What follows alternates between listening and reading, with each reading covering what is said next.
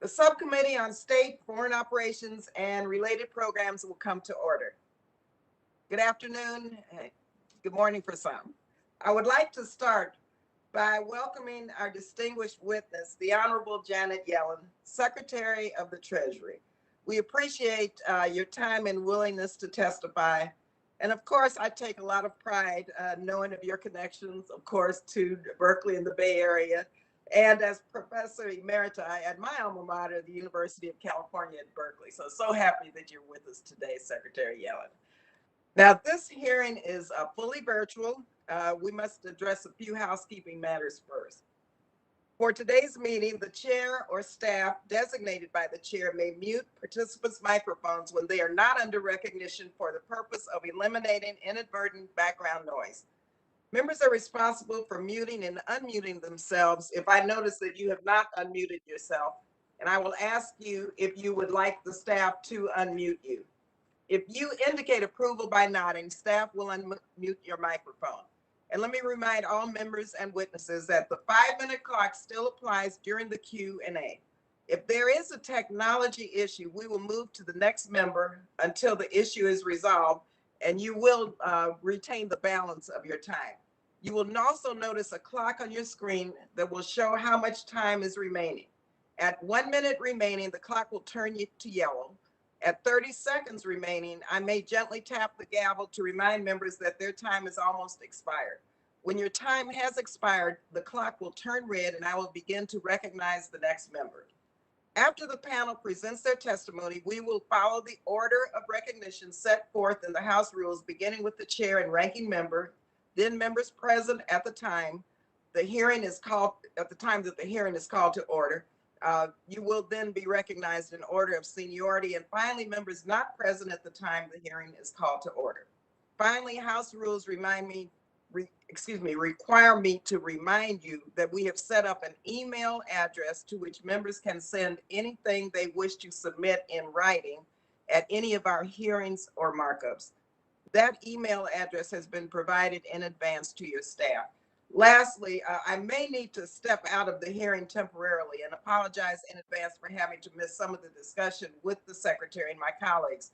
However, in my absence, I've asked Congressman Price to chair the hearing, and I appreciate Congressman Price agreeing to do this. And I am sure he will lead a constructive discussion, and I will return as quickly as possible. So thank you again for being here this afternoon. And let me just say, I appreciate all of our members being here and thank our secretary for being here as we discuss the Department of Treasury's fiscal year 2022 budget request for international programs. The Department of Treasury has a very unique role in coordinating and facilitating our multilateral partnerships. As we tackle complex challenges, we need to work with our allies and partners in a manner that treats our partners as partners and demonstrates a willingness to listen. Our contributions to multilateral institutions are signs of our commitment to support global partnerships in order to reduce poverty and to build shared prosperity in developing countries. And this shared prosperity is for all peoples, for the most vulnerable, for women and children, for those who identify as LGBTQ+, for indigenous people, and others who are marginalized and discriminated against.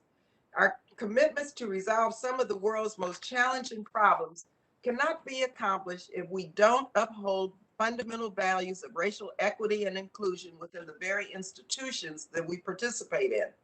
By acknowledging and respecting our differences and valuing that diversity, we can foster understanding, spur innovation, and promote accountability. Madam Secretary, I will continue elevating this issue and look forward to working with you on this. Now, the pandemic has devastated economies, and the World Bank estimates that an additional 88 million to 115 million people will be pushed into extreme poverty. The scale of need is vast, and we must demonstrate our commitment to these people and countries. Otherwise, the lack of U.S. leadership opens the door for malign influences from Russia and China that undermine the systems of governance and entice governments to accept deals that plunge countries into debt and further poverty. And so I welcome your insights as to how best to coordinate with our multilateral partners to mitigate the humanitarian and economic impacts stemming from this pandemic. The fiscal year 2022 budget includes $2.5 billion to address the climate crisis, including $1.25 billion contribution for the Green Climate Fund. This is a step forward in reestablishing United States leadership and commitment to combating an existential crisis that ignites the root drives of hunger, strife, and instability, and that undermine the objectives of the very programs we fund to protect people and promote prosperity. It demands attention now, and I support the administration's urgent call to action. This year's budget also addresses the looming problem of unmet commitments to international financial institutions, totaling over $2 billion. Some of these arrears date back to the 1990s, and we should no longer ignore paying down these obligations. So I support this administration's recognition that this is a key priority. How can we be viewed as a credible partner while continuing to shirk our full financial responsibility? Finally, the Treasury Department's Office of Technical Assistance is an example of how a modest appropriation used effectively can make outsized impacts. I look forward to learning more about how the office works with ministries of finance and central banks in developing countries to strengthen accountability and transparency by improving the management of public finances and safeguarding financial sectors.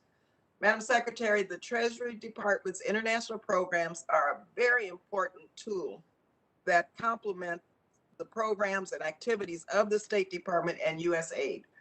As such, it's important that we use our influence and leadership to build partnerships and coalitions that collectively seek effective, long-lasting solutions. And so we have many issues to discuss today. I look forward to your statement and engagement with our subcommittee. But before turning to you for your statement, let me yield now to our ranking member, Mr. Rogers, for his opening remarks. Thank you, Madam Chair. And Madam Secretary, welcome to the subcommittee. We look forward to hearing your testimony on the budget request. I know you've been hard at work advancing U.S. international economic policy in preparation for the Group of Seven Leaders Summit that will take place in the United Kingdom in the coming days. So we appreciate your very timely appearance before the subcommittee. Madam Secretary, as you know, one area of continuity between the prior administration and the current one is a focus on renewed great power competition, particularly with China.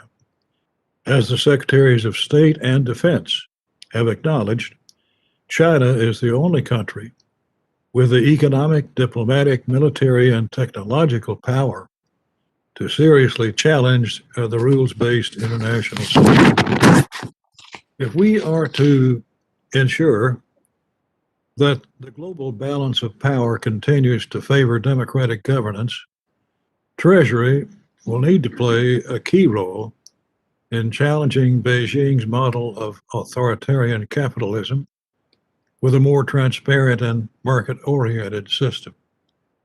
I hope we can discuss the elements of a successful international economic strategy to counter China in the Indo-Pacific and beyond, including our ability to offer a meaningful alternative to Beijing's predatory trade and development financing.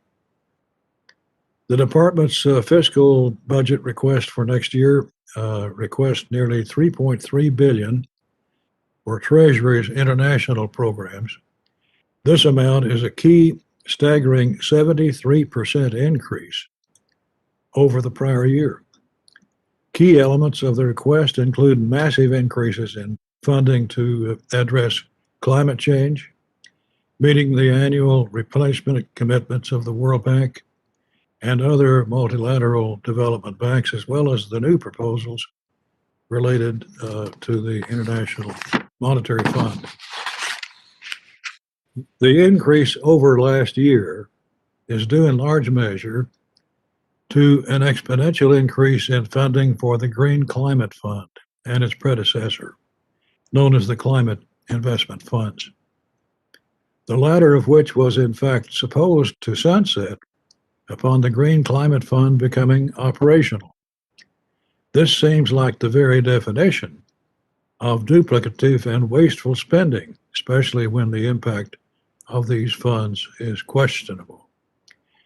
At a time when American families continue to struggle to make ends meet and foreign aid is under great scrutiny, proposing such a significant sum of taxpayer funding for international climate change programs adds insult to injury. Finally, there are your requests related to the International Monetary Fund and the issuance of additional special drawing rights, an international reserve asset, to all IMF member countries. As you know, this is a highly controversial proposal that appears to be at odds with other administration policies, including efforts to counter the malign influence of Russia and China. This plan could result in billions in additional reserves being sent to the world's most notorious dictatorships and state sponsors of terror, such as Iran, Venezuela, Russia, and China. Not only does this scheme go against stated goals and objectives of the White House, but it could also hinder your department's efforts to penalize and pressure these malign state actors through your extensive sanction regimes. Why go to all the trouble of putting in place and enforcing these sanctions when your proposal through the IMF could significantly undercut years of pressure carefully designed to advance our national interest? Beyond these criticisms, Madam Secretary, I want to point out the vagueness of Treasury's IMF-related appropriations request. It asks the committee to provide $100 million to finance the costs of a grant or a loan or some unspecified combination thereof to the IMF's Poverty Reduction and Growth Fund, or perhaps some other unnamed IMF facility. The details are wholly insufficient. Your motives may be well intentioned, but acting with speed is often the enemy of sound policy. And I urge you to reassess your options and pursue alternative means to provide targeted and conditional financial assistance to countries suffering from COVID-related economic distress. Madam Secretary, I look forward to discussing these and other issues related to your testimony today. Thank you for being with us today. Thank you for your service to your country. Madam Secretary, Madam Chairman, I yield back. Thank you very much. Now, I'll yield to Madam Secretary Yellen. If you could please summarize your oral statement in less than 5 minutes. I want to make sure that we leave enough time to get to our questions. Your full statement, however, will be included for the record. After your testimony, I will be calling on members based on seniority of the members that were present when the hearing was called to order, alternating between majority and minority members. I will then recognize any remaining members in the order of their appearance. Each member is asked to keep their questions to within 5 minutes per round. So, Madam Secretary, please proceed. Welcome again. Thank you. Chairwoman Lee, Ranking Member Rogers, and members of the subcommittee, it's a pleasure to join you today. When I took office, one of my greatest concerns was a K-shaped recovery from the pandemic, a recovery where high-income households rebounded quickly or even emerged better off, while low and middle-income families suffered for a very long time. We can be confident now that's not going to happen, thanks in part to your support of the fiscal stimulus in the American Rescue Plan. The same, though, cannot be said of the global economy. Low-income nations haven't had the fiscal space to implement sweeping relief as we did with the American Rescue Plan. Even their ability to access vaccines is limited. There are still roughly 24 countries, all of them low income, where more than 99% of the population is unvaccinated. In some ways, the economic divergence we feared here in the United States is happening on the world stage. By the end of the year, COVID-19 might push as many as 150 million people back into living on less than $2 a day. America is better off in a wealthier, vaccinated world than a poorer, unvaccinated one. That's undeniable. It will be much more difficult, for instance, to address global security threats like climate change if a good portion of the globe cannot make the effort necessary to green their economies because they're still dealing with the lingering effects of the pandemic. The United States must lead in addressing this global divergence. The Treasury Department is prepared to be part of this leadership. We just need the resources. By now, I'm sure you've seen the administration's budget proposal, and I call your attention to 4 areas. The first is funding for international financial institutions like the World Bank and the African Development Bank. During the pandemic, they've provided more than $200 billion to help developing countries stay afloat and fight the virus, including for vaccines. But they require more support, in part because the United States has not always fully contributed what it's committed. We have over $2.7 billion in unmet commitments to international financial institutions, and this will grow unless Congress appropriates funding to meet our current year commitments and pay down our unmet balance. The second involves low-income country debt. The pandemic has wreaked havoc on the finances of these nations, and if they're going to rebuild, many will need to address their debt vulnerabilities. The United States led in creating the G20 Debt Service Suspension Initiative, or DSSI, and the Common Framework for Debt Treatments for precisely this reason. But now we need to fund both. Without new funding, the United States could be forced to delay the multilateral debt process under the Common Framework and charge much higher interest rates on DSSI debt service suspensions. Third, our budget includes funding for the IMF's Poverty Reduction and Growth Trust, and authorization to lend special drawing rights to it or another appropriate fund. This would be America's first direct contribution to the trust, and it will also help establish a trust fund that would support the recovery of low and middle income countries, as well as broader economic reforms that would improve the lives of their people. We're working with the IMF and other international partners on this.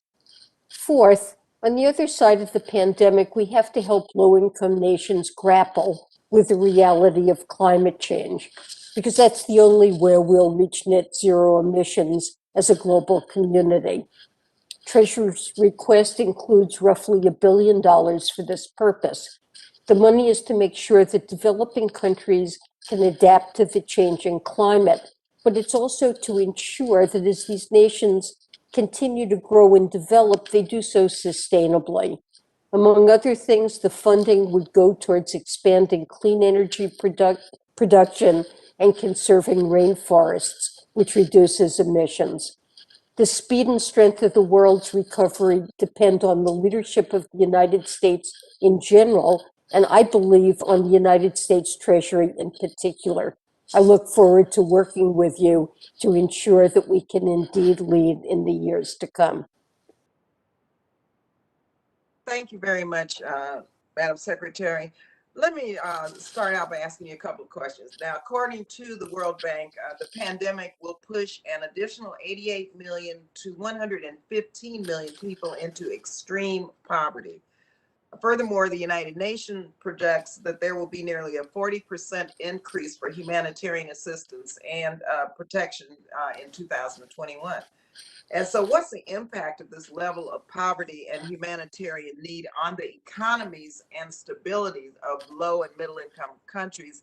And then secondly, in terms of just the administration's strategy for combating the pandemic's global economic impact and protecting these countries from sliding further into economic and social instability. I'm curious as to how your department complements the work of the State Department and USAID. Well, thank you very much for those questions. It's really a dreadful thing to see the impact that the pandemic has had on low-income countries, and the World Bank, the IMF, the Asian Development Bank, all of the multilateral development banks are providing funding first for vaccines, their purchase, their deployment, protective equipment. They're providing emergency budget support, cash transfer programs, credit to the private sector, help for food security, technical assistance, trade finance. The total amount of support is impressive. I believe it's for all of those things around $85 billion to the end of 2020 since the pandemic began. And they plan to, and we will work with them to continue to provide support this year. The pandemic is having a very adverse effect, obviously, on the economic situation in many of the affected countries. As I mentioned in my opening statement, we have considerable fiscal space to address its impact, and unfortunately, many low-income countries do not. Many of them are also mired in debt and unable to meet their debt service burdens. So it's been high priority for us to help them address these debt service burdens that have become unsustainable, to provide support to them for debt restructuring where that's necessary. And I think we've encouraged all those countries that can. This was a message I sent to the G7 and to the larger G20, that we need to use the fiscal space we have to boost recovery, which will spill over positively to them. So we're trying to help both directly and indirectly. Ask you, just as it relates to corruption. We all know that corruption really metastasizes within people and institutions. And so I'm pleased that the Biden-Harris administration has come out in front to tackle corruption head on. So, Madam Secretary, how is Treasury combating global corruption through its bilateral programs and multilateral partnerships? And what does coordination across agencies look like? Well, combating corruption is one of the key priorities of President Biden, and we're working to achieve that in a whole of government effort, certainly with state. And it's a priority in all of the work that we do bilaterally. The support that we give, for example, through our Treasury programs is directed toward shoring up government institutions, combating corruption, aiding transparency. All of these things are really necessary for countries to be able to support their citizens and attract private investment. And in our role with the multilateral development banks and the IMF, we have exactly the same approach, and we monitor projects that are approved very carefully to try to make sure that they address corruption and certainly do not sanction or promote it. Very much, Madam Secretary. Now I will yield to our ranking member, Mr. Rogers. Thank you, Madam Chair. Madam Secretary, it's little noted, really, but the epidemic that's going on inside the pandemic is opioids. The flow of fentanyl and other opioids into the country has been phenomenal in these last few months. In fact, the only data that I can really point to definitively is the CDC's statement that there were 90,000 drug overdose deaths in the 12 months ending in September 2020. 70% of those are opioid related. So this epidemic is killing Americans at an alarming rate, and it's getting worse by the day. Under your leadership, what priority does the department place on combating transnational criminal organizations, Chinese drug kingpins, and other foreign fentanyl suppliers who are engaging in the trafficking of fentanyl and other synthetic opioids and the laundering of proceeds from such illegal sales? Thank you so much. That's a very important question and concern. Treasury considers fentanyl and synthetic opioids an immediate threat to U.S. national security, to our economy, and to productivity. This year, Treasury has met and briefed the bipartisan U.S. Opioid Commission on our activities, and that would particularly include sanctions against synthetic opioids. You mentioned the Kingpin Act authority, and under that authority, Treasury has designated and will continue to designate foreign traffickers of fentanyl and other synthetic opioids in their networks. We've prioritized targeting of fentanyl trafficking by putting really significant investigative resources on this problem. And we focus our efforts against actors in the illicit fentanyl trade because we see them as vulnerable to sanctions. It's a place where sanctions works. This is a matter where Treasury very much values our partnership with Congress and look forward to working with you closely on this critical issue. Well, thank you for that. Drug traffickers and consumers increasingly use what's called the dark web to buy and sell their deadly wares, often paired with online payment systems and virtual currencies to further make anonymous fentanyl purchases and distributions. How is Treasury and your interagency partners working to counteract these criminal techniques? Well, I mean, that's a core part of our sanctions regime, that we focus on all the different mediums by which these illegal payments occur. And we're certainly aware of the use of the dark web and cryptocurrencies and so forth to facilitate these payments, and are focused on that. Well, I appreciate that, and I wish you well in this corner of your responsibilities. It is an indeed troubling, dangerous phenomenon that's occurring and taking Americans' lives. And you are in a position of great importance in this fight. And we thank you for your dedication to it. Wish you good luck in that effort and Godspeed. Thank you very much, Congressman Rogers. Much appreciated. Thank you. I yield. Very much. Now I would like to yield to Mr. Price for his questions, and also I will pass the gavel to Mr. Price while I step away for a few minutes. Thank you again. Thank you, Madam Chair, and welcome, Madam Secretary, to the subcommittee. We appreciate your service and certainly your appearance before us today.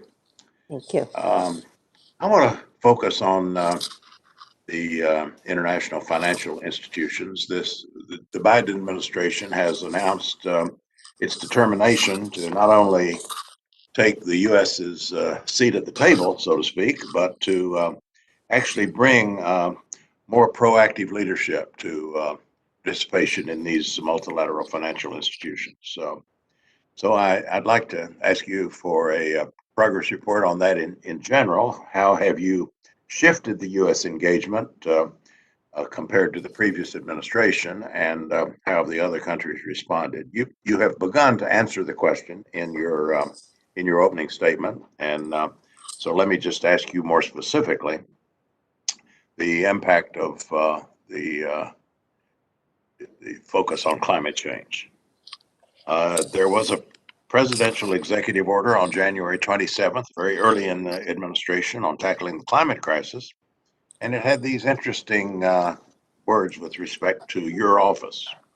You were charged with developing a strategy, and I'm quoting, developing a strategy for how the voice and the vote of the U.S. can be used in international financial institutions, including the World Bank Group and the IMF, to promote financing programs, economic stimulus packages, and debt relief initiatives that are aligned with and support the goals of the Paris Agreement. And of course, that followed on a U.S. reentry into the Paris Agreement. What are the implications of this? I mean, does this have an impact, for example, on the kind of appointments we're likely to see to the key U.S. positions in these institutions? What is the range of implications that this has for our participation, especially compared to what that participation has looked like in the past? Wonder if you have a tentative progress report to offer us today. Sure, I'd be happy to do that. Thanks for this question. In my view and in the president's view, the United States and the world face a very profound climate crisis that we are committed to addressing.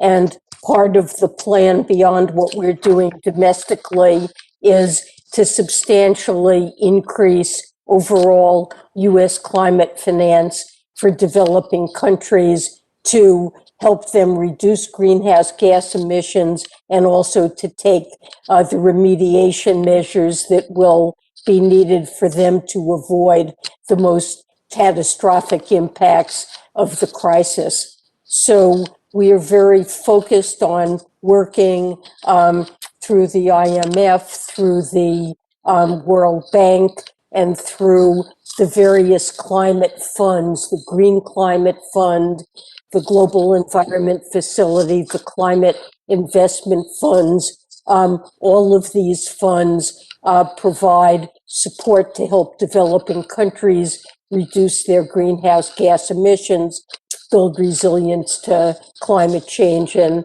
in the case of the Global Environment Facility, address other challenges.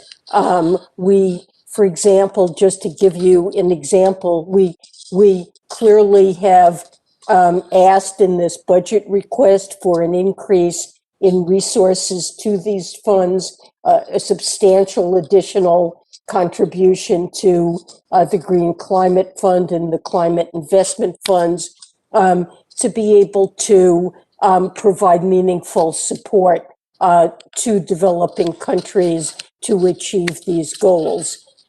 We are working with the World Bank to make sure, and the IMF and the other multilateral development banks, to make sure that their objectives, operations, and goals are aligned with the Paris Agreement. We're working in other international fora, particularly with the G7, the G20, to ensure that combating climate change is integrated into their work plans. Treasury agreed to co-lead a working group of the G20 on sustainable development and finance. We're doing that jointly with China to promote global cooperation around climate change. And I would say you mentioned the change in approach, and I would say that most countries express great appreciation for the involvement that the United States is showing in engaging actively on all of these matters. I would think that one of the implications of the shift you're talking about would be the need for very carefully considered appointments, so that we have the expertise that's required in the people on the ground to actually move in these areas. Well, Treasury has set up a climate hub to marshal some resources and make sure that what we're doing is well coordinated within Treasury and across the government. And we are focused on appointing people with expertise and dedication on these matters. Thank you. Mr. Diaz-Balart. Thank you very much, Mr. Chairman. Madam Secretary, thank you for your willingness to serve. Yesterday, the Treasury Department announced sanctions on individuals associated with the most recent crackdown of the political opposition in Nicaragua. And I thank you for that, Madam Secretary, and I obviously urge you to continue America's leadership in maintaining pressure on these anti-American dictatorships and regimes in our hemisphere. So again, thank you for that. Let me shift to, again, a neighbor next door to Nicaragua, close to Nicaragua. The Trump administration imposed very strong sanctions against more than 100 Venezuelan individuals, as well as the banking sectors, petrol, digital currency, industries involved in corruption, human rights abuses, drug trafficking, and also, again, hurting the democracy in Venezuela. They also sanctioned, by the way, some Russian entities or entities tied with Russia, including a couple of ships, oil ships, and including, again, some corporations like Finance, which is a Venezuelan Russian entity. Do you intend to maintain these sanctions and to continue to aggressively identify those subverting democracy in Venezuela or hurting, human rights? And again, impose tough sanctions, continue the enforcement against those who already had the sanctions, and potentially even have additional sanctions against those that violate human rights in Venezuela? Absolutely committed to that, Congressman Diaz-Balart. There's a humanitarian crisis going on in Venezuela, and it's really driven by the Maduro regime's corruption and repressive policies and economic mismanagement. We have an active and committed program of sanctions there. We have worked hard to ensure at the same time that humanitarian goods can reach the people of Venezuela who need food, medicine, and the like. But we have very broad sanctions in place and continue to work to refine and calibrate our approach. Well, look, I appreciate that, and obviously count on me as one if you think we can be helpful in any way. Let me shift to in the same hemisphere. The Trump administration also imposed tough sanctions prohibiting transactions with the Cuban military. The same Cuban military that, according to the OAS secretary, says that they're basically has an army of occupation in Venezuela that we just talked about. Also sanctioned Cuban operatives involved in human rights abuses. So do you support these sanctions as well?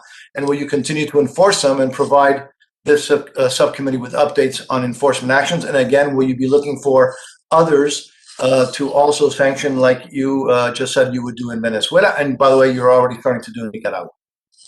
So it is absolutely Treasury's role to administer and enforce sanctions, and OFAC is doing that with respect to the Cuban assets control regulations. That's consistent with legislation and administrative policy. I would say more broadly, though, that the administration's policy with respect to Cuba is under review. Whatever comes out of that, Treasury will play the role that we're assigned to implement policy. And certainly we are actively implementing sanctions. Well, I get that, but again, obviously, you've expressed strong support for the sanctions against the human rights violators in Nicaragua, and I appreciate that. You've expressed support for the sanctions against human rights abusers in Venezuela and Nicaragua, and so do you support again sanctioning human rights abusers or sanctions against the military and the intelligence services and those who deal with human trafficking in Cuba? Again, it's pretty consistent, right? I mean, if you support the other two, I would assume, but I don't want to put words in your mouth, Madam Secretary, that you would also strongly support those on Cuba as well, would you not? Well, Congressman, this is a matter that our relations with Cuba, that the State Department and others are reconsidering. And of course, I agree with you that corruption and repression are things that the United States is opposed to. But there is a broad review of Cuba policy, and I don't want to Sure. try to get ahead of that. No, I get that, Madam Secretary, but do you see any less corruption, abuse of human rights, any of the issues that we already talked about in Nicaragua? Do you see that being any less aggressive by the Cuban regime than the other two countries? Again, I just don't, I've never understood, and I'm not on your part, I'm not, because I understand what your role is, but I've just never understood this double standard. I must say, it's hard for me I'm not sufficiently knowledgeable about the details to offer you that comparison. Gentleman's Well, I time look has forward expired. to Ms. further Frankel, conversations. Ms. Frankel, Thank you. recognized. Thank you, Mr. Chair. Hello, Madam Secretary. Hi. Thank you for being with us. So I think we all know that the pandemic has had a especially disproportionate impact on women, not only here domestically, but around the world. In fact, there was a recent World Economic Forum report that said the pandemic has increased the global gender gap by a generation, which means now that this is sort of ridiculous. Women must wait for gender parity to close the gender gap. It jumped from 100 to 136 years. It wasn't really good before, right? So the question is, can you highlight some of the aspects of your budget request that will help advance women around the world, and especially those in developing countries? Well, as you noted, the pandemic has had a disproportionately negative effect on women in the United States and all around the world. And we're supporting relief efforts from the pandemic all around the world, especially in the lowest income countries, very actively through aid of the type I've discussed: vaccine distribution, economic aid, debt relief, and the favorable impact of that will accrue disproportionately to women. But beyond that, we've worked with the multilateral development banks and with the IMF in over a number of years now to focus more heavily on women's issues and women's empowerment. It's something that Treasury, as a shareholder in those institutions, has pushed to do, to have a focus on women's issues and women's security in the area of health, particularly to focus specifically on women's health issues. And I think some progress is being made. It certainly is a focus of our work with those institutions. Thank you very much. Well, I think we're all here. We're alarmed by, again, the recent violence between Israel and Hamas. And to make it clear, there's no equivalency between the two. Hamas is a terrorist organization. And although I definitely support humanitarian relief to Palestinians, as long as the relief is not used in a terrorist or negative way, I would like to know what role does the Treasury Department play in implementing sanctions or to limit support to Hamas, or what role could you play? Well, we do play an important role there. Hamas has been designated as a target of the U.S. government counterterrorism sanction programs. We prioritize targeting Hamas and their supporters, including operational and political leadership, operatives, financiers, investors, and key global procurement networks. We've targeted a large number of Hamas-affiliated individuals and entities around the globe, and that includes a host of charities around the world that have served as critical fundraising mechanisms. We also work closely with jurisdictions that are vulnerable to Hamas's illicit financial networks. That includes partners in the Gulf. We work with them to improve their anti-money laundering and countering the financing of terrorism frameworks. We provide assessments of the state of Hamas's finances and work with foreign partners as well on sanctions designations. Thank you very much. And Mr. Chair, I yield back. Thank you. Mr. Fordberry. Thank you, Mr. Chairman. Madam Secretary, thank you so much for appearing with us today. We appreciate your time. Madam Secretary, the World Health Organization's credibility is on the line.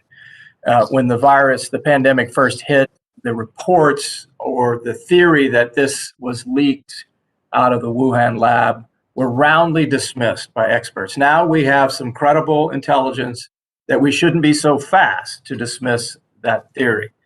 But again, the World Health Organization is entangled in this as well, and given that you oversee funding to them, what are you doing to engage with the World Health Organization, the WHO, to clarify what it knew and when regarding the growing evidence that the virus may have leaked from the Wuhan lab?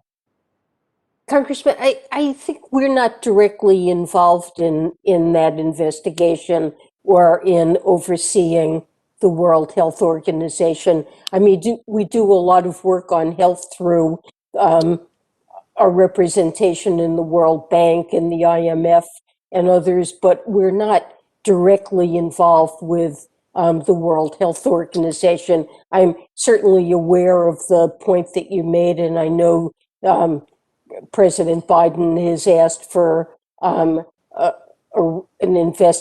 investigation into what happened in that episode, but I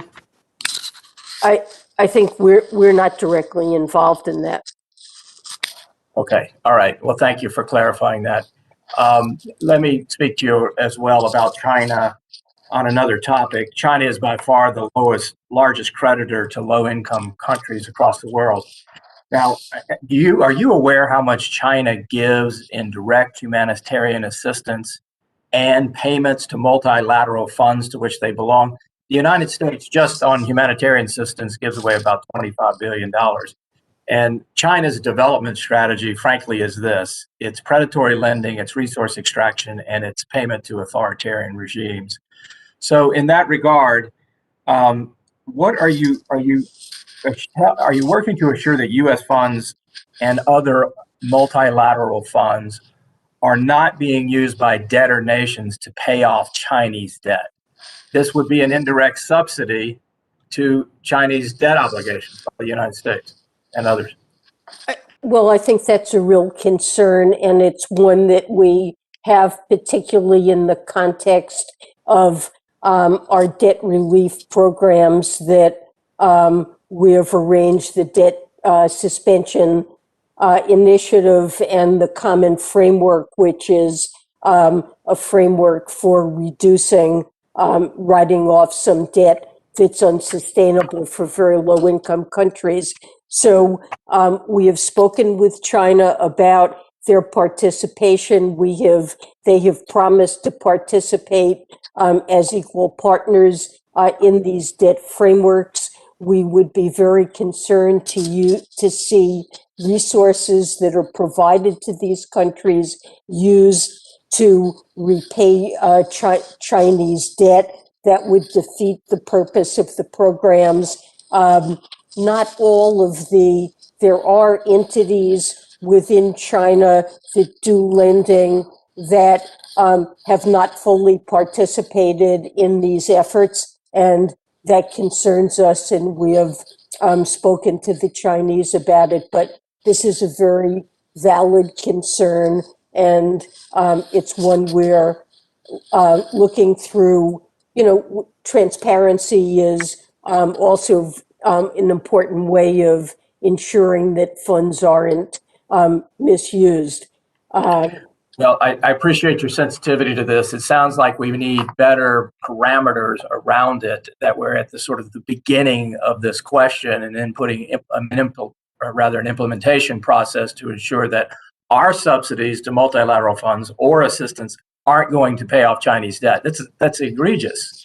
Let me turn to the other question, though. Are you aware of how much China gives in humanitarian assistance and to the multilateral funds that we all belong to? They certainly contribute. I don't have any figures on that in front of me. I think that's the point. Is we need a baseline on this, because again, China has this hybrid capitalistic communistic system that has caused grievous concerns around the world in terms of resource exploitation, lacks labor standards, lacks environmental standards, and then tries to achieve leadership positions in the very funds that go to clean up its messes many times. That's the point. Maybe we can return to it, Madam Secretary. Thank you. It's an important issue. I agree with you. Thank you. Doris. Thank you, Chairman, and good afternoon, Secretary Yellen. Thank you for being with us today. As you're aware, I am deeply concerned about democratic backsliding and blatant disregard for the rule of law in the Northern Triangle of Central America. And as an appropriator, I feel strongly that we must ensure our U.S. taxpayers' dollars help the people and does not go against our policy objectives. We cannot directly or indirectly prop up wannabe dictators and allow these loans to support their attacks on democracy. Looking to El Salvador, in April of 2020, the IMF approved El Salvador's request for emergency financial assistance of about $389 million US dollars under the rapid financing instrument to combat the COVID-19 pandemic. That is not a small sum of money. The emergency assistance came from the commitment from El Salvador's government, and I quote, "remain committed to strengthen competitiveness by improving the business environment, reduce public debt, combat corruption, and strengthen the financial supervision and regulatory framework, and the governance and anti-money laundering, counter financing of terrorism frameworks." The staff report also notes that the president assigned the International Commission Against Impunity in El Salvador, also known as CISAs, to inspect the COVID-19 emergency funds and nominated a committee in charge and accountable for administering the fund. Unfortunately, El Salvador's newly installed Attorney General Counsel CISAs, after that body, referred 12 cases of potential corruption and procurement fraud to the former Attorney General, including misuse of funds for COVID relief purchases by the Ministry of Health. This was after the Legislative Assembly already passed a law granting immunity for COVID-related contracts. So my questions are, has your team and your colleagues at the IMF seen reports from CISAs on how this money was spent per the commitment that was made? And if not, will you be requesting these reports and additional information? And given recent developments and the government's clear efforts to avoid accountability and shield corrupt, are you confident that this money was spent as intended?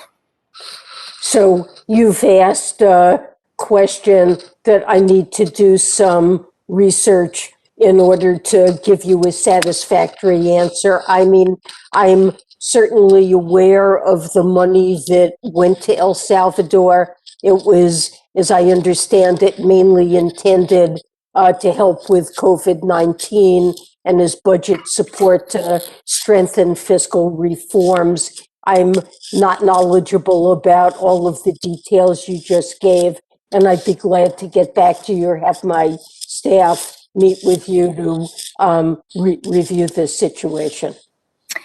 Thank you very much. I do appreciate, you following up from our last meeting. I had a briefing with your folks, ensuring that we are utilizing all the tools at our disposal to file sanctions against corrupt individuals.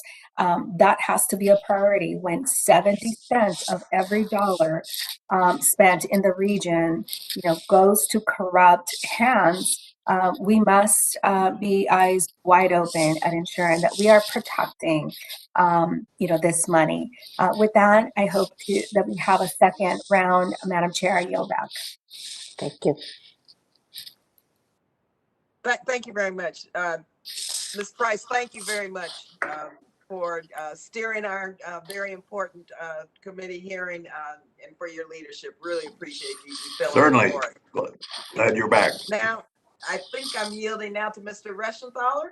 Thank you, Chairwoman Lee. I appreciate it, and good to see you back. I appreciate it.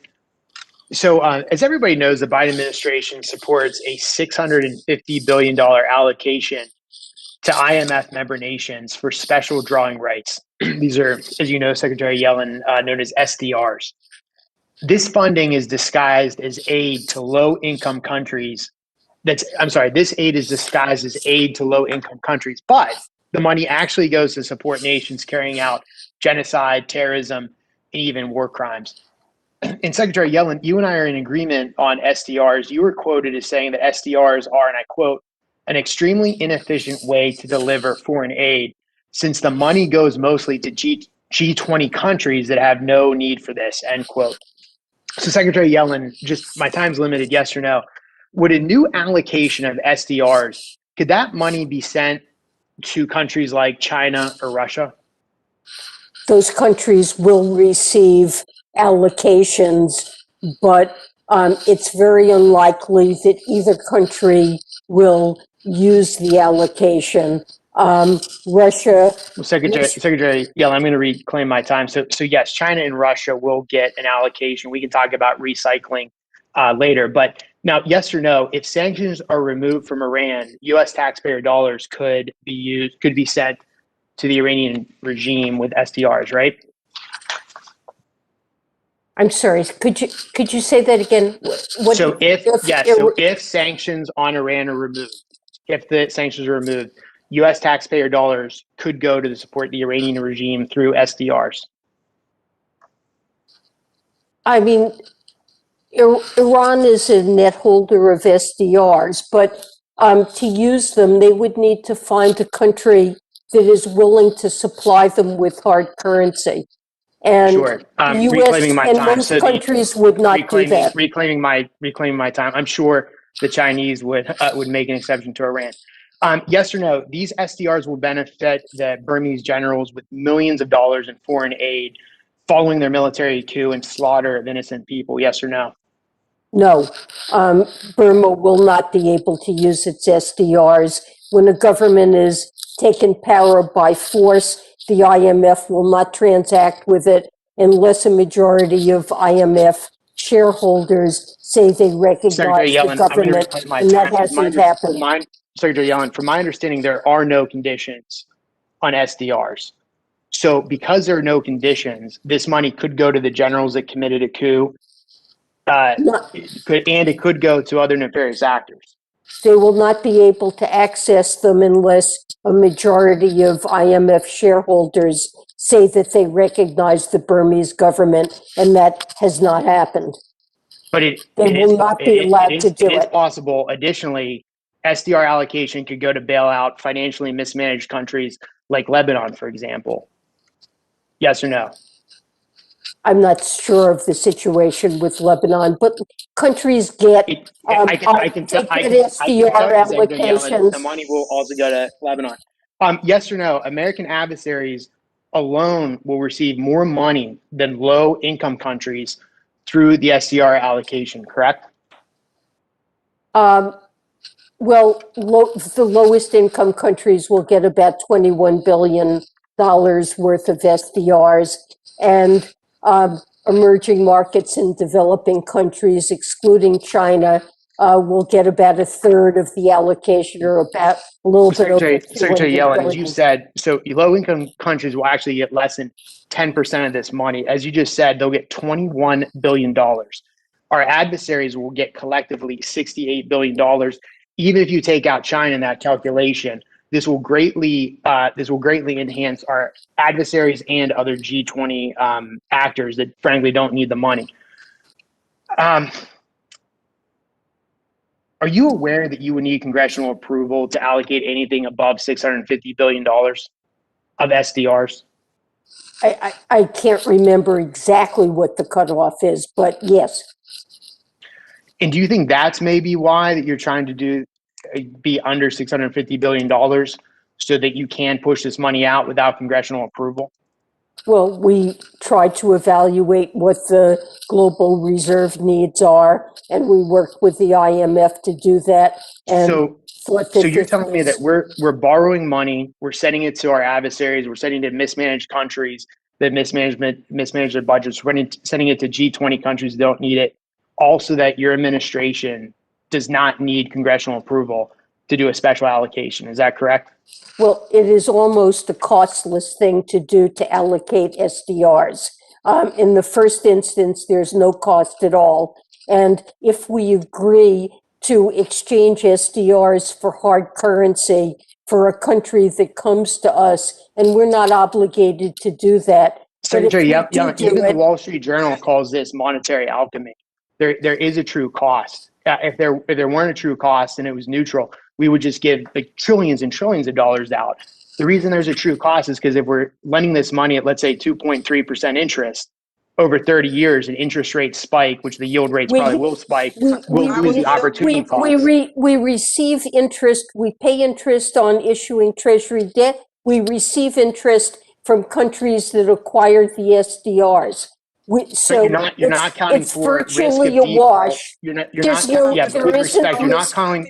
counting for risk, which these countries could default. You're also not accounting for the yield, steep yield curve with inflation. With all due, even the Wall Street Journal has called this monetary alchemy. I need to yield now to Ms. May. Thank you, Chairwoman. Thank you, Secretary. Thank you, Madam Chairwoman. Thank you, Mr. Ranking Member. Madam Secretary, it's an honor to have you here today, and thank you so much for your work. I have a few questions, and I will try to be respectful and allow you time to actually answer these complex questions that members on both sides of the aisle are asking, knowing that yes or no won't suffice. So my first question is about Hezbollah financing. While programs to combat terrorist financing are funded through FSGG, I did want to take a minute to ask about Hezbollah's financing, particularly using cryptocurrency. In August 2020, the Department of Justice announced the seizure of 300 cryptocurrency accounts, including 150 that laundered funds to and from accounts of Hamas's Al-Qassam brigades. Additionally, the Wall Street Journal reported that Hamas has seen a surge in cryptocurrency donations since early May. And the report cited a Hamas official who admitted that cryptocurrency is becoming a larger proportion of the group's revenue. Wanted to ask what steps the Department of Treasury is taking to address the growing threat of terrorist financing through cryptocurrencies and other digital assets, and how will innovations and technologies in the financial industry, particularly cryptocurrency, impact transnational terrorist groups and plots against the US and our allies? Well, cryptocurrencies are often used by illicit actors who were trying to escape detection in moving funds. And so it does pose challenges, but a core part of Treasury's mission is to impede and immobilize funds. When sanctions are in place, we have sanctions targeting Hamas and Hezbollah, and their supporters. And we've designated a large number of Hamas and Hezbollah individuals and so-called shadow bankers that have helped Hezbollah move money, particularly through the Lebanese financial system. And while cryptocurrencies pose challenges, this is the core work of Treasury and its sanction regimes. Thank you, Madam Secretary. Wanted to ask, switching gears, different question about the climate plan. The directive announcing $20 billion from the administration to develop an Amazon climate financing plan for an important forest region of our world. As you know, tropical and intact forests play a critical role in both mitigation carbon emissions and adapting to the impacts of ecological disruption from climate change and biodiversity loss. What progress has the administration made in developing a climate finance plan for tropical and intact forests in the Amazon, the Andean Amazon, 5 forest regions of Central America and elsewhere? I probably have to get back with you on details on that, Congresswoman. I can tell you that our Tropical Forest and Coral Reef Conservation Act is something that we have been using to enable countries that are eligible to redirect debt payments to support tropical forest and coral reef ecosystems. I know we have a number of agreements. We're really running out of areas where we can expand, where we have official bilateral debt. But maybe I can get back to you with more details on what we're doing in some of the countries that you asked about.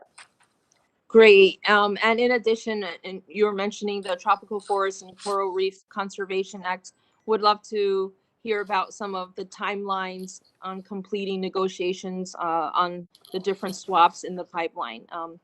Thank you. I yield back. Thank you very much. Okay, Madam Secretary, I believe you have a hard stop at 3:30 Eastern time. So I'm going to ask members to comply with our 3-minute time frame so that everyone can get in a second round of questions at 3 minutes. So I will start, Madam Secretary, by just asking you about the budget request to pay down U.S. unmet commitments to various international financial institutions, which total over $2 billion. These arrears damage U.S. credibility and really cede influence to countries like China and Russia. So I'd like to just know what the plan is for catching up with our payments and why prioritizing paying down these arrears now when these funds could support other programs such as food security, global health, and what have you. So we just like to hear your take on that. Thank you very much. Thank you, Chairwoman Lee.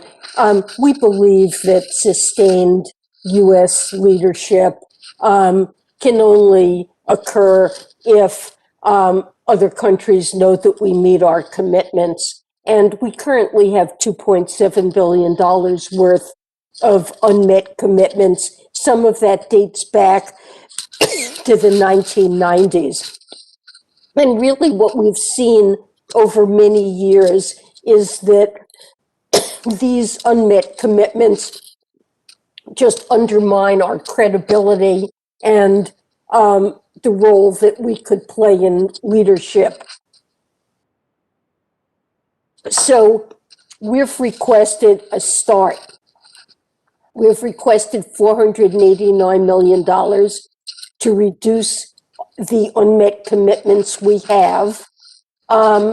We're focusing the paying down of unmet commitments to IDA, to the African Development Fund, and to the Asian Development Fund which are the concessional arms of multilateral development banks that really go toward helping the poorest countries that are in need.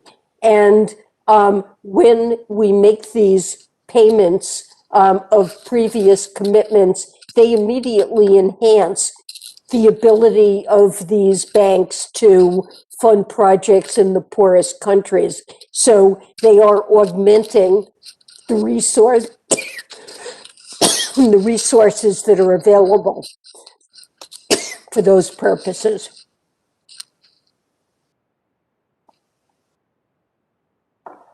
Sorry, I mean, we hope in future years to pay down further unmet commitments, but we think that this is a reasonable start and moves us in the right direction. Okay, thank you, Madam Secretary. I will just ask this question. You don't need to respond, so I can yield to Mr. Rogers, but I'm curious about the Treasury's role in helping to advance the sustainable development goals through our multilateral partnerships. And so I'm gonna offline or in a written response, written question, ask you to respond to that question. Thank you again. Thank you. Ranking Member Rogers. Thank you, Madam Chair. Madam Secretary, the United States has not contributed to the Green Climate Fund since 2017, and the fund has not been the subject of extensive oversight in Washington since that time. I understand that funding for the U.S. contribution is intended to come from both Departments of State and Treasury. Which agency will oversee the fund, and how much is, or how is that oversight conducted?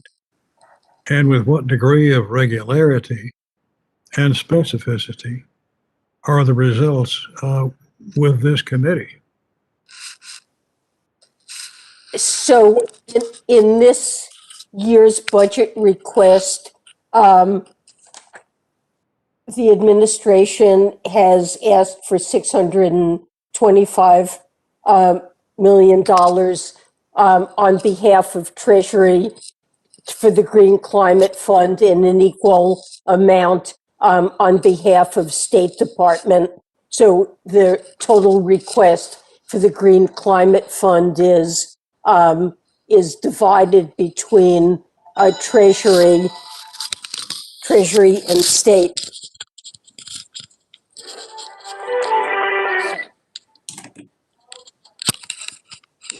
Apologies. You know, we work closely with the Green Climate Fund. We have an outstanding commitment to the fund. In 2014, the United States pledged $3 billion to the fund. We believe strongly in the work that they do, and that it's the centerpiece really of providing impactful and innovative climate finance to the world's poorest and most vulnerable countries. And we conduct oversight in connection with our contributions to the fund. Well, what I'm wanting to know is who is going to oversee that fund that we can turn to ask questions? Is it State or is it Treasury? Or we do it jointly with State, where we jointly represent the United States in the fund, Treasury and State. what steps have been taken to strengthen transparency, accountability, anti-corruption, public oversight in this climate finance governance? Well, there have been issues that have risen in connection with the governance of the fund and management shortcomings. And, you know, we have worked with other board members and management to try to address issues that have arisen. The executive director has replaced over the last year the head of human resources. hired an ombudsperson, and we've been active with other members of the board to look for those management improvements. Thank you, Madam Secretary. How you? Thank you. Now I'd like to yield to Mr. Price. Thank you, Madam Chair. Madam Secretary, I'm happy for the chance to ask you another question. I promise you I will not demand a yes or no answer. Seems to me that kind of tactic, we've just seen the demonstration of how unhelpful that is at a hearing involving complex questions. I will share with you what I have sometimes said to people who demand such an answer in my town meetings. I have said to them, if you don't tell me how to answer the question, I promise you I won't tell you how to ask it. You might, that occasionally works, not always. So about the health work of these international financial institutions, I'd like to give you a chance to elaborate on that. Wonder what your assessment might be in general of the international financial institutions' response to the pandemic. Have some been more successful than others in their response? Have they coordinated it successfully? I'm particularly interested in vaccine distribution, and maybe the World Bank is the appropriate focal point here. Are there additional steps the World Bank should be taking to financially support COVAX? What additional steps could they take in coordination, of course, with USAID, Gavi, the World Health Organization? What are some additional steps that might help us make sure that low-income countries are prepared to deliver large numbers of vaccine doses later this year?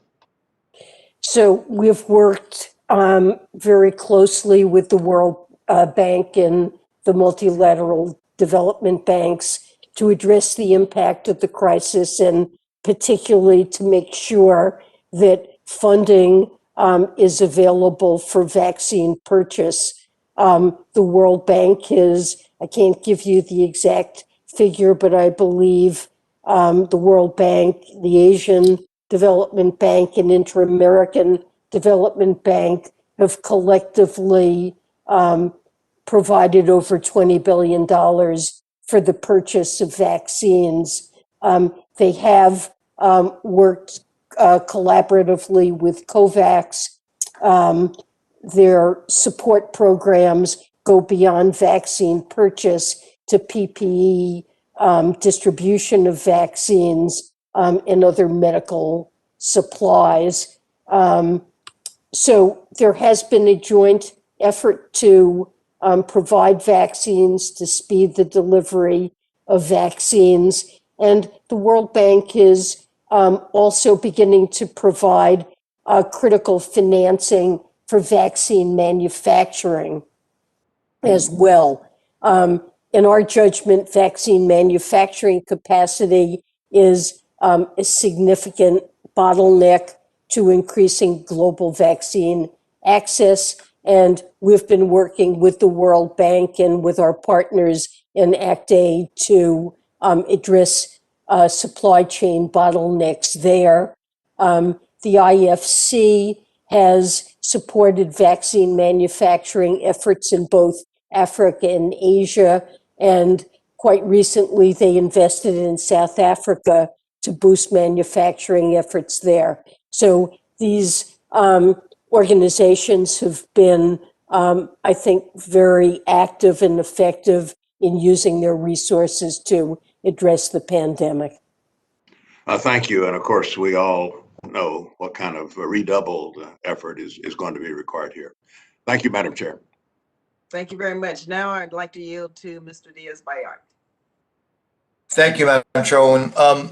Madam Secretary, while logic and common sense and much evidence shows potential lab leak, Wuhan lab leak, you already mentioned obviously that there is an investigation underway, and I understand that, but as to where it came from. But what is clear is what the Chinese regime did. A report in quarterly review of biophysics, biophysics discovery found that the PRC used, quote, deliberate destruction, concealment, or contamination of data. Chinese scientists who wish to share their knowledge have not been able to do so or have disappeared. And we know lots and lots and lots of reports about that. So while the investigation that's taking place as to whether it was a leak or not. What is not debatable, I think, at this stage is that the Chinese regime held information, covered up. So here's the question. Are you looking at sanctioning those responsible, not for the leak, because I understand that part's still an investigation, but for the cover-up? It's pretty evident that the Chinese regime did a very extensive cover-up of what actually was taking place. So are you looking at sanctioning those who may have been responsible for the cover-up? So I think it will be up to the president when he sees the results of the investigations that are taking place to craft an appropriate response. And sanctions is always an available or typically an available tool that might be on that list. To the best of my knowledge, no decisions have been made yet. Okay, I know, and I get that, and you answered the question that no decision has been made yet. But again, I just would note that there is, I don't think, very much in dispute as far as the fact that the disappearance of scientists, journalists, doctor like Yu Zhou, Ai Fen, Li Wenliang, Fang Bin, Louise Zehao, Chen Guixi, and others who have died, and the cover-up. So I just hope that you would be aggressive. And I get the investigation, my understanding is as to whether it was a lab leak or not, but the cover-up, it seems to me that there's a lot of evidence already. So I would hope that you would have the opportunity to look at that. And I appreciate you doing so. And again, with that, I'll yield back. Thank you. I'd like to yield to Ms. Frankel.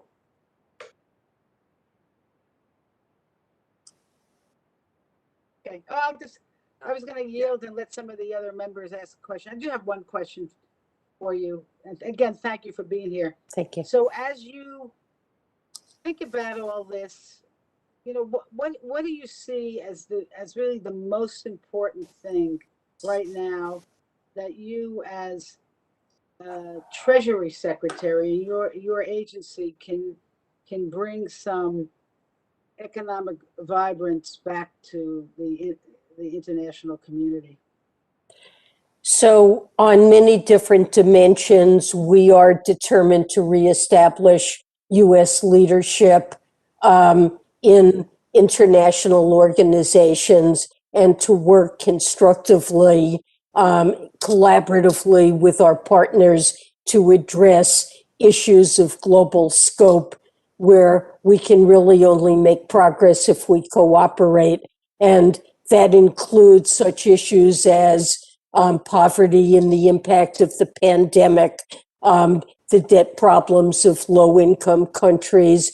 Absolutely, climate change is very high on our list of areas where we're providing leadership to collaborate with other countries that, as we do, see climate change as an existential threat.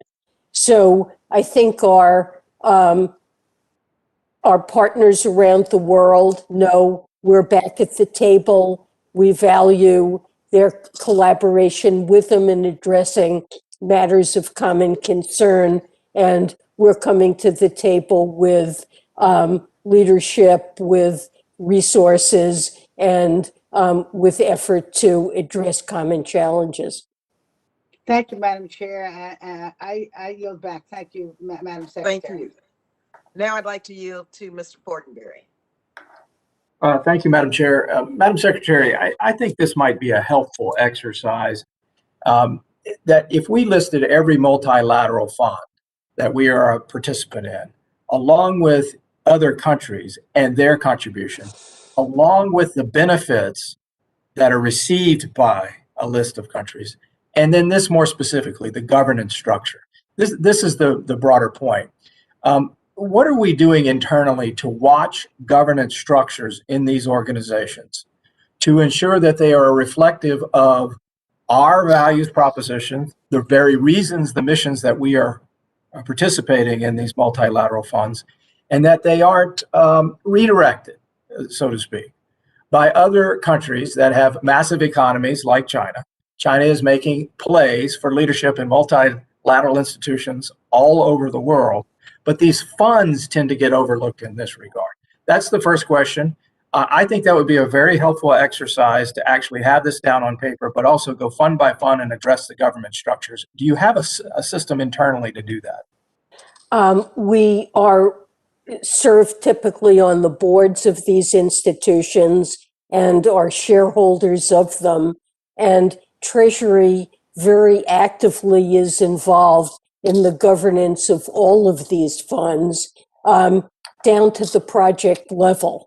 I believe my staff told me that we reviewed something like 1,700 projects last year to make sure that the design of these projects and the values in it meet our own governance standards, that we concerned with anti-corruption. We're concerned about the impact that projects may have on indigenous people, or particularly on women, and that we're very active in making sure that we're funding projects that will make a real contribution to reducing poverty, addressing human needs. Madam Secretary, thank you so much for the answer. I just have a few moments left. Let me give you a specific example as well. The Global Environment Facility, we fund them in the hundreds of millions of each year. I've been a supporter of their programs. I think they do tremendous work. The point being, though, I get concerned that we don't do enough internally to make sure that our case, our vision, and the possibility of shifting visions toward a more holistic approach to environmental health and security simply gets fragmented as we're looking at individual programs and projects. So the metrics by which we are determining the investment outcome of our money and the governance structures, I think I'm trying to get a better feel for how robust we're doing that.